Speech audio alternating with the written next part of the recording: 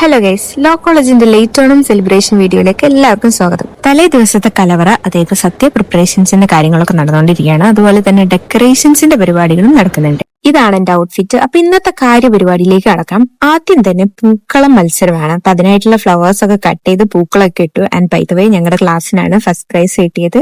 പിന്നീട് അങ്ങോട്ട് ഫോട്ടോഷൂട്ട് ആയിരുന്നു. അതിനിടയിൽ ഞങ്ങൾക്ക് മെഗാ തിരുവാതിര മിസ്സായി പോയി. അങ്ങനെ പിന്നെ നേരെ വന്നത് സദ്യ കഴിക്കാനായിരുന്നു.